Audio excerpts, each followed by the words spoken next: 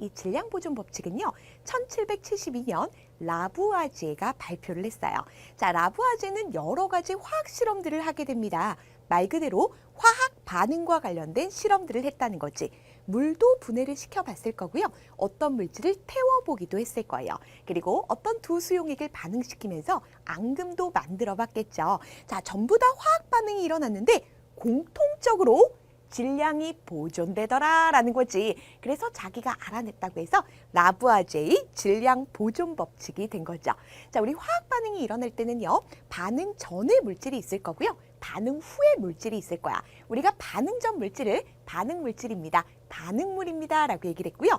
반응 후의 물질을 생성물입니다, 생성물질입니다 라고 했지. 자, 반응 전의 물질에 총 질량이 있을 거야. 반응 물질이 한 가지건 두 가지건 세 가지건 얘네들의 질량을 다 합한 것과 생성되고 나서 생긴 물질들 있죠. 얘네들의 질량을 다 합한 것이 항상 같더라, 보존되더라. 이것이 바로 질량 보존 법칙이라는 거죠.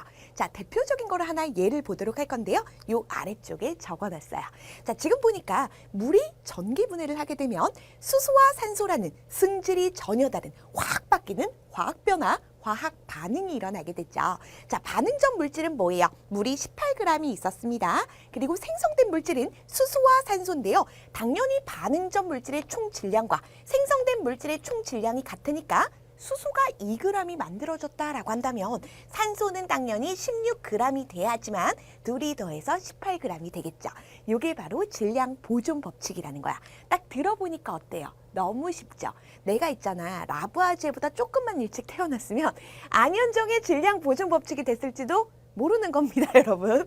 자, 이렇게 화학 변화에서 성립하는 것을 라부아제가 알아냈다라는 거야. 자, 근데요, 물리 변화에서는요, 질량 보존 법칙이 성립할까요? 그래서 확인을 좀 해보도록 할게. 지금 물과 설탕을 섞어주도록 할 거예요. 자, 얘네들 같은 경우는 성질 그대로 섞여 있는 거지. 혼합해 주는 거잖아. 그러니까 물리 변화가 될 건데요. 자, 물과 설탕을 각각 더하면 몇 g이에요? 15g이죠. 그래서 설탕물도요, 당연히 15g이 된다라는 거 여러분들 상식적으로 알 거야. 자, 지금 봤더니 라부아제는 화학 반응에 관해서 얘기를 했지만 실제로는요, 이 질량 보존 법칙은 물리 변화가 되었건 화학 변화가 되었건 모두 성립합니다라는 것을 확인할 수가 있다라는 거죠. 자, 이것이 바로 질량 보존 법칙이다. 자, 그래서 이런 것들은요, 보기로 간간히 나올 수 있기 때문에 조금 봐두셔야 되고요. 자, 그럼 이 질량 보존 법칙이라는 건 왜 성립을 하게 되는 걸까? 살짝 여담이긴 한데요. 라부아제는 여러 가지 실험을 통해서 질량 보존 법칙을 알아냈다라고 했잖아. 그런데 이 질량 보존 법칙이 왜 항상 성립하는지 그 까닭은 몰랐어. 이론적인 근거가 없었다고요. 자, 그래서 시간이 조금 흐른 후에 1803년이었습니다. 영국의 과학자 돌턴이라는 분이요. 질량 보존 법칙? 이거 대단한 법칙인데. 그런데 내가 이론적 근거, 왜 성립하는지 이유를 만들어줘야겠다라고 하면서 그분이 사실 발표를 한 거야.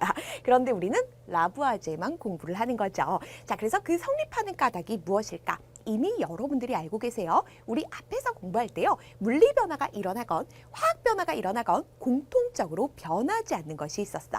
자, 먼저 물리 변화 같은 경우는요, 성질이 안 바뀌어요. 다시 말해서 분자가 그대로이고 분자의 위치만 바뀐다. 그러다 보니까 원자의 종류와 개수가 그대로입니다 라고 얘기를 했죠. 화학 변화도 마찬가지예요. 얘네들은 원자들이 재배열을 하면서 새로운 분자를 만들어. 그래도 원자 자체는 없어지지도 새로 생기지도 않았죠. 자, 그렇기 때문에 둘 다 공통적으로요, 원자 자체는 변하지 않습니다. 원자의 종류도 변하지 않았고요, 원자의 개수도 변하지 않더라. 자, 그런데 원자들마다 고유하게 질량을 가지고 있단 말이야. 종류와 개수가 안 바뀌었으니까 당연히 물질의 총질량도 안 변했던 겁니다 라는 거죠. 요것이 오늘 시간의 하이라이트가 될 거고 여러 가지 화학 반응에다가 계속해서 적용을 할 거예요. 자, 그래서 여러분들은요, 너무너무 중요하지만 쉬워서 시험에는 잘 안 나오기에 이 질량 보존 법칙의 의미 기본적으로 기억하셔야 돼요.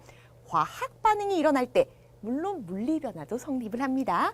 반응 전 물질의 총 질량과 생성된 물질의 총 질량은 항상 같습니다. 예외가 없는 것이 법칙이다 라고 얘기를 했고요. 이런 질량 보존 법칙이 성립하는 이유가 무엇입니까? 얘는 서술형으로요, 너무너무 잘 물어봅니다. 자, 어떤 변화가 일어나건 간에 원자의 종류와 개수가 변하지 않기 때문에 물질의 총 질량이 변하지 않습니다. 라는 거를 연결시키셔야 되고요.